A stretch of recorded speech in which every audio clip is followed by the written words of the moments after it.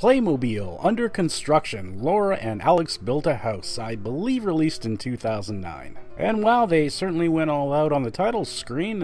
Quite an impressive font they used.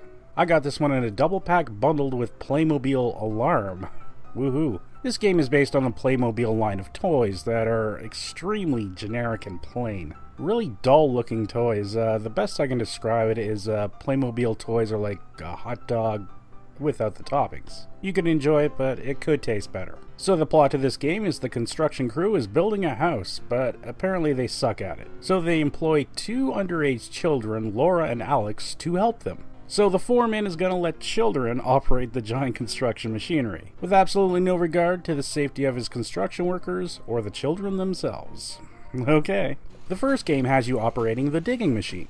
You move the scoop to the left, dig up some dirt, then move the scoop to the right and dump it in the truck. You need to scoop off the top layer in the bordered chalk area. They do help the virtual digging machine experience by having you to operate the levers, so that's kind of neat. But I personally didn't find a dirt digging simulator moving left and right very enjoyable. Next, the children will be operating a crane to pour cement into a hole. You grab some cement off the truck and move it over to that little green guy and place it there. You have a bar which lowers if you bump something, and if it drains, the game is over. Now, I did enjoy operating this machine. Adjusting the left and right position, the height, the control mechanics are pretty good actually. So yeah, this game wasn't too bad.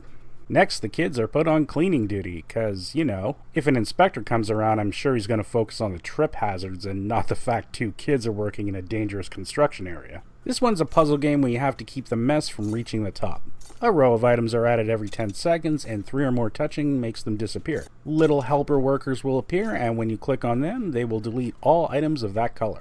To finish the level, 3 wrenches will appear at various times, and you have to make the wrenches touch each other to win. And I did kind of like this one too. This wasn't too bad of a puzzle game. Next, our Wonder Kids are going to pick up some pipes from the docks. I doubt they have driver's licenses. They seem a little young, but yeah, they get in a giant truck and drive it anyway. Alright.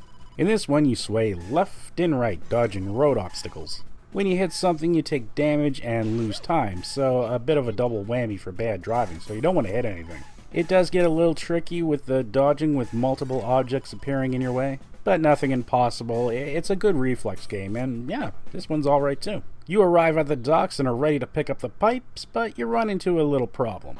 Oh yeah, the pipes. Man, kids, it's time for my lunch break. Have you got some time? I have an idea. We'll load the pipes ourselves. That way, they can eat their lunch in peace, and we can get back to the construction site faster. Sounds like a plan. I won't say no to that.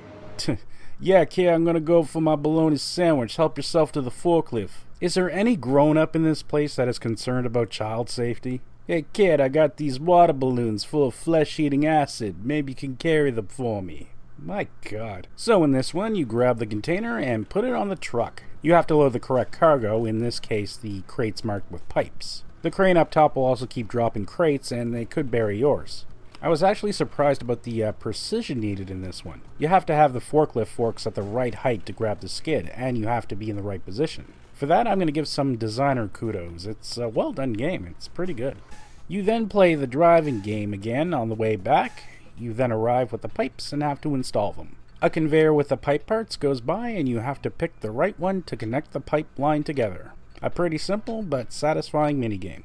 Then we get to this point of the game. This is where all the minigames start repeating. Slightly different graphics here and there, but still. Do the crane game again, clean up the garbage, drive again, forklift again, drive again, and then do the crane again. Now this is the worst thing to do in a game with minigames. When you advance in a game, you like to see something a little different, especially one full of minigames, and all I felt here is this was done to increase the game's length. So what little fun I was actually having just got completely drained out of me. Overall, Playmobil Construction has some great game concepts. However, more than likely due to the younger age group they were aiming at, you're pretty much limited to 1 or 2 levels of gameplay for each minigame, so you can't really get into them and challenge yourself or enjoy the concept further. Of course, the repeating minigames at the end made me feel I was now performing a task to get to the end rather than wanting to finish it. And finally, the Playmobil brand itself. There's absolutely no razzle-dazzle in this brand. Everything looks plain, everything looks boring. It's not a very eye-candy franchise or a very exciting universe, so that kind of affected my enjoyment too. It's just blah. They can make it a lot better. I mean, look at this homemade Playmobil figure. Now that looks kind of fun. I mean, Lego made its brand more exciting by adding superheroes and mutant turtles and funny movies and TV shows. I imagine Playmobil can do it too. Stop being so boring. So yeah, Playmobil Construction had some good concepts, but the repetitiveness and the plainness of the brand didn't help the game experience here. This game is just a hot dog without anything else. Thanks for watching.